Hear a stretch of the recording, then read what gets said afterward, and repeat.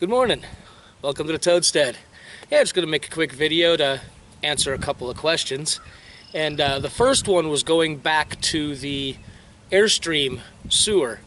And I got some questions about the venting. And I don't think I answered them real well, so we'll give that a whirl. Yes, the Airstream is plumbed directly into the septic tank and system that you saw installed in earlier videos. Now, when we designed and built that septic system, it was rated for a 3-bedroom house. Now, the Toadstead is not going to be a 3-bedroom house. The reason I did that was not only to provide enough room for future expansion, but I wanted to put the construction trailer up, use the construction trailer for its intended purpose, and then when everything is said and done about the building, the construction trailer is going to go away. I don't know if I'm going to salvage it, sell it. We'll worry about that when the time comes. But when I do move it, that will allow me to have not only a 30 amp plug, which is what I have for the Airstream on the pole, but I'll have a septic area set up so anybody who comes to visit who has an RV can plug in electricity, plug in to the septic system, and it's completely legal and sized for having those kind of visits. Now, as far as the venting goes, yes, it does vent completely back through the system of the trailer. The septic system itself does not have an external vent. For those of you who don't understand how that works, you have to vent the septic system somehow. Methane gases that are generated by the septic system itself working need to escape. You see the pipe sticking out of the roofs in the houses. That's what that's for. The Airstream is a little weird. I don't know if it was done this way on purpose, or I really don't know why, but it's there. Like a lot of modern trailers, this old trailer has 2 holding tanks. One for the sinks, showers, blah, blah, blah. That's the gray water tank. One for the toilet, which is a black water tank. Go figure.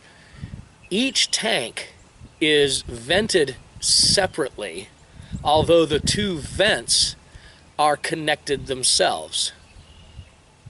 Great idea, I guess. These were considered high-end trailers back in the day. I guess they still are.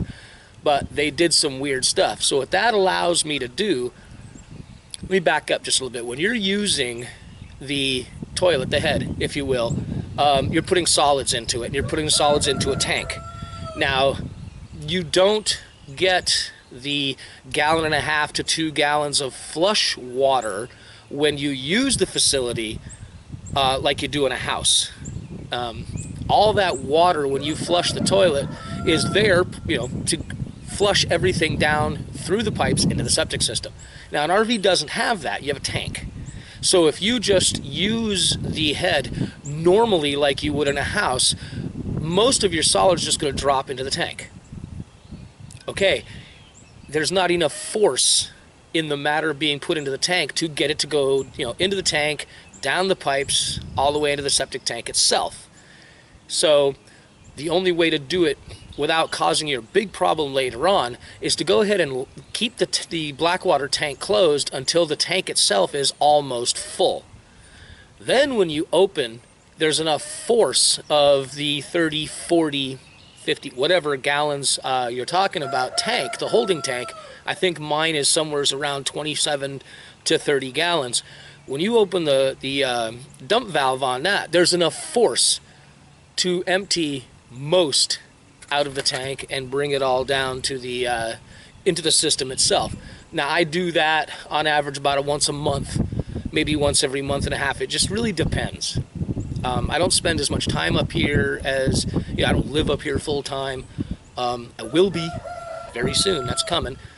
But I do spend a lot of time up here. Bottom line is, you got to have the force to move it out. When I empty it, it's about 3/4 full, and I use a hose to wash it out and push everything down.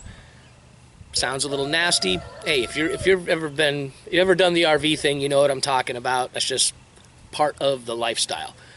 But in order to do that, this tank still has to be vented, because the same methane gases that are going to give you a venting problem in your septic system for your home are going to give you a smaller but no less important venting problem in an RV. So those tanks are vented. Now, moving ahead, there's 2 pipes on mine, each tank, and they're connected. So I can just use the bathroom normally, let the tank fill up, and because even though I've got the outlet valve closed, it still vents out through the top of the trailer through the gray water tank, which is not closed all the time. It's open. I don't know if that makes sense. I hope you get it. Bottom line is, I leave the black water tank closed until I have enough liquid in there, so when I open the valve, most of it goes out, I clean it out. But the system that's in the ground, the septic system that's in the ground, is vented back through the trailer, back through the gray water tank, and up through the vents in the roof. So I hope that answers that question.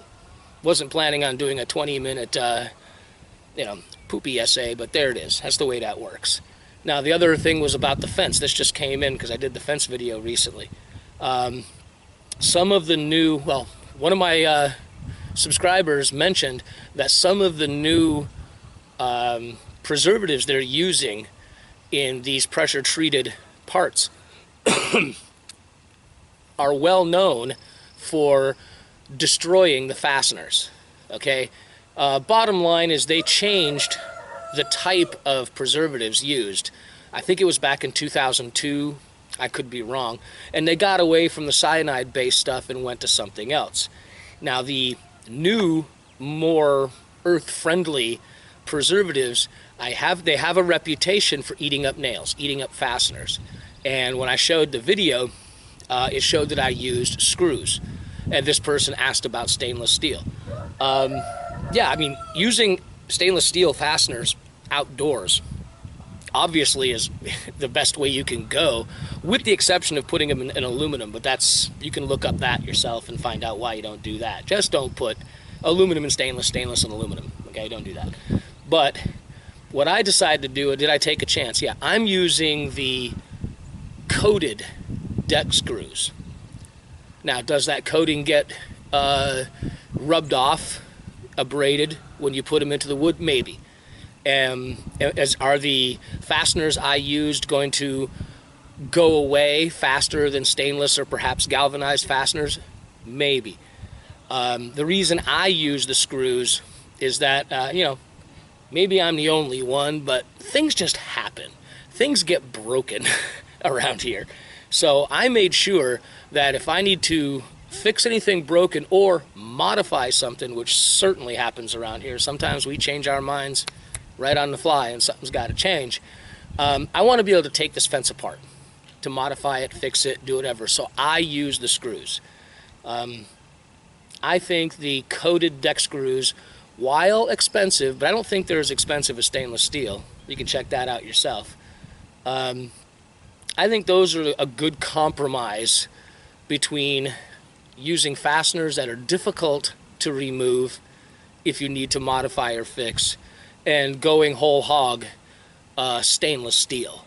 The other reason was the drivers on these deck screws, the star style drivers that I use, are just much easier and have much less chance of stripping, either initially when you use them or if you have to take them in and out.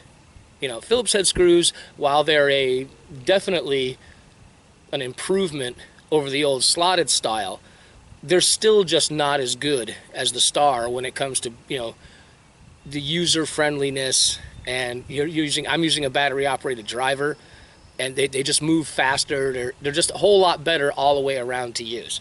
So that was the compromise I made. So just wanted to get those 2 questions answered out there. I've got a beautiful day and I need to get back to work. So thanks for watching. Fair winds. We'll see y'all next time around.